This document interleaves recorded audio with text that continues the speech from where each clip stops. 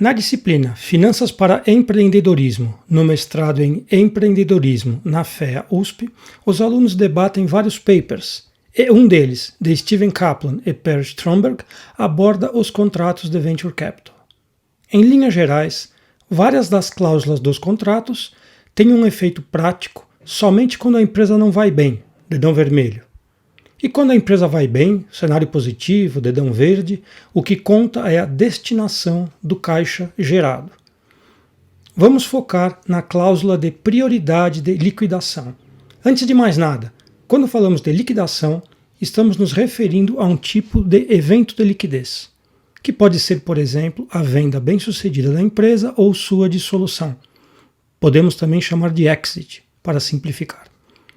A preferência, por sua vez, é o mecanismo que permite que um acionista ou cotista tenha prioridade sobre outro. A preferência de liquidação, portanto, é o tratamento preferencial para algum cotista ou acionista na distribuição dos recursos financeiros obtidos com a venda da empresa ou seus ativos. Vamos a um caso prático.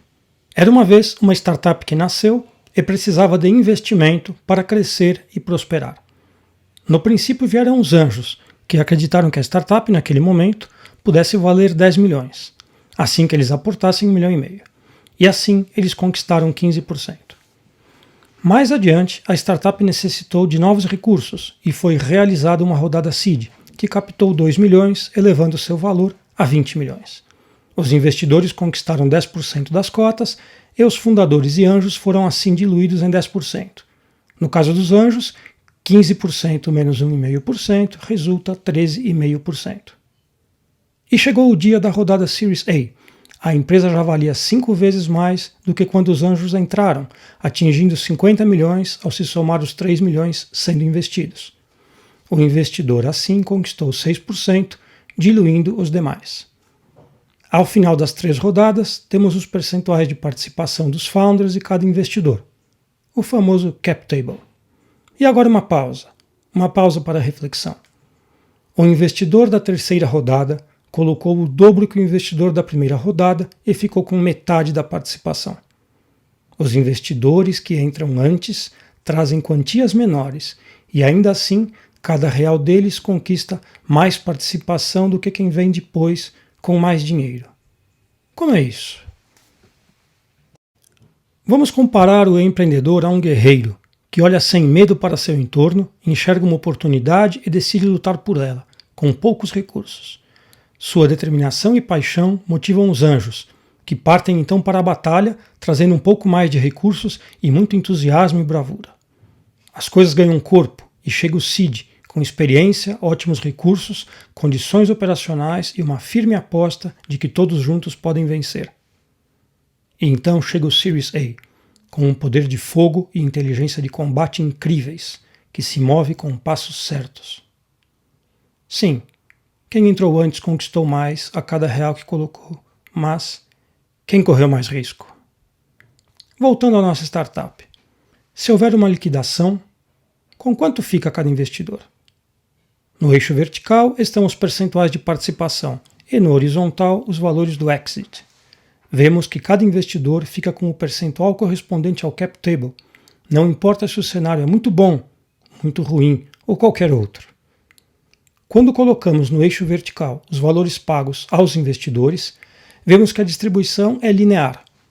Por exemplo, no ponto indicado, com a liquidação em 28 milhões, o founder ficou com 20 milhões, ou seja, seus 72%, arredondando o número. Em qualquer ponto da linha verde, o resultado seria o mesmo, 72%. Até aqui, tudo certo, mas quando podemos dizer que um cenário é bom ou ruim? Vamos ver.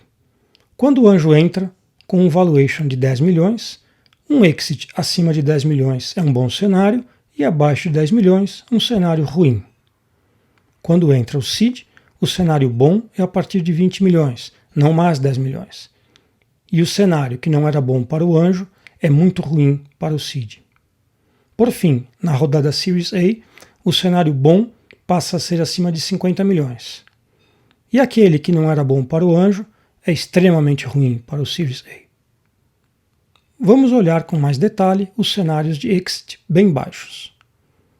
Mesmo estando claro para todos que quem entra antes corre mais risco, etc., há um belo espaço para franzir a testa, quando o Series A vê que num exit por 20 milhões, o anjo ganhou 70% e o Series A perdeu 60%.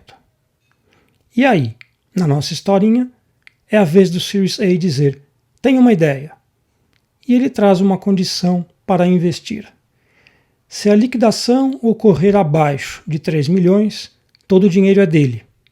A partir daí, ele fica com 6% do valor da liquidação ou fica com 3 milhões, o que for maior.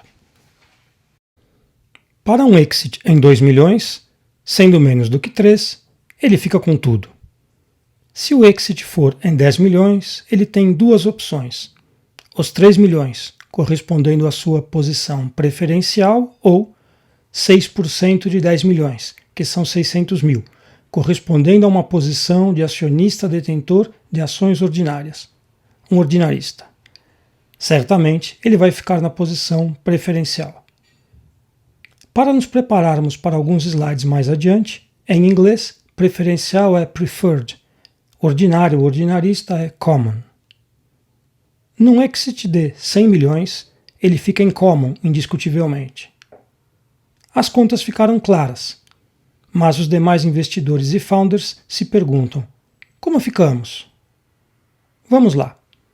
Se o exit for a 2 milhões, o Series A fica com tudo e os demais com nada. Nada bom, mas bem fácil de entender. Já no outro extremo, num exit de 100 milhões, perfeito. Cada um fica com sua participação prevista no cap table. Fácil de entender e um ótimo resultado. Mas aí vem a pegadinha. Num exit a 10 milhões, a cláusula de preferência destina 3 milhões ao Series A. Mas como ficam os demais? Vamos lá. Quando não há preferência, basta aplicar os percentuais do cap table. Aplicando-se a preferência aos 10 milhões, o valor disponível passa a ser 7 milhões, que devem ser distribuídos proporcionalmente aos demais. Por um lado, há 3 milhões a menos na mesa, mas por outro, os 6% do Series A estão disponíveis para serem distribuídos proporcionalmente aos demais. Ou seja, a diluição de 6% que aconteceu na entrada do Series A se desfaz, e os percentuais de cada investidor e do founder voltam a ser os mesmos estabelecidos na rodada seed. Assim, temos os números que precisávamos para preencher a coluna que faltava. Vamos chamar estas 3 colunas, estes 3 cenários de A, B e C. E vamos para os gráficos. Sem a cláusula de preferência, os percentuais de cada um são fixos, independente do valor do exit. Com a preferência, o Series A fica com 100% até que o valor do exit atinja 3 milhões. Depois disso, vai gradualmente se reduzindo. Aqui ficam bem claros os 3 cenários, onde somente o Series A recebe, onde a distribuição é distorcida e onde a cláusula de preferência é inócua. Por curiosidade, vamos olhar este trecho do gráfico para enxergar desembaralhadas as linhas. Pronto, vemos que a participação do Series A vai se reduzindo até atingir os 6%, o que acontece com o exit a partir de 50 milhões. Podemos colocar no eixo vertical o dinheiro distribuído e comparar como fica com e sem a cláusula de prioridade. Vamos olhar mais perto. Há 2 trechos que merecem atenção. Aqui vemos que até o exit de 3 milhões, todo o dinheiro vai para o Series A. A cada real adicional, mais R$1 para o Series A. Mas, a partir deste ponto, o Series A fica congelado nos seus 3 milhões. E cada real adicional é distribuído entre os demais. Quando o valor do exit chega a 50 milhões, o congelado do Series A muda de comportamento e ele volta a ter participação nos reais adicionais, respeitando sua participação de 6%. Repare que a linha vermelha volta a ter inclinação.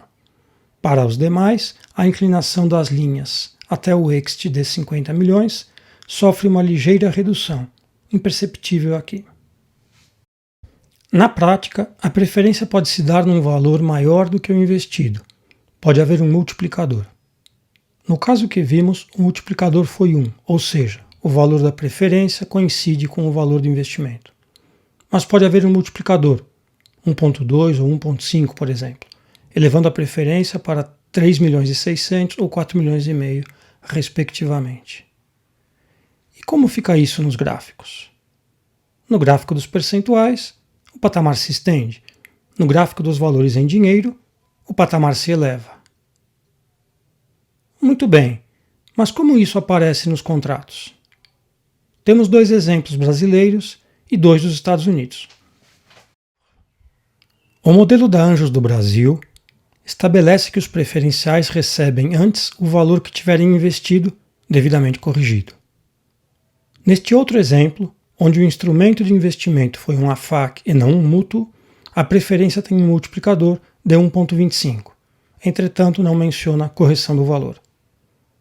O livro Venture Deals, referência neste tema, traz um modelo onde o multiplicador é 2 e deixa claro que o saldo, ou seja, o valor do exit menos a preferência, é distribuído proporcionalmente aos demais.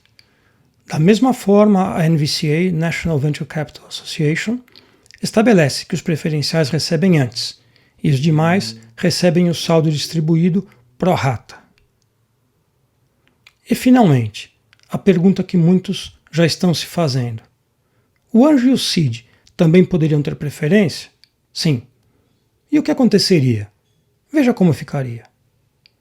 Repare que o Series A continua empurrando todos, que o seed empurra o anjo e o founder, e o anjo empurra o founder. Quanto antes entrou o investidor, mais empurrado fica. Ficamos por aqui, mas podemos contar que vem mais por aí. Um mecanismo ainda mais forte de preferência e complexo, que aperta bem mais os demais. Nosso guerreiro conta até 10. Não perca!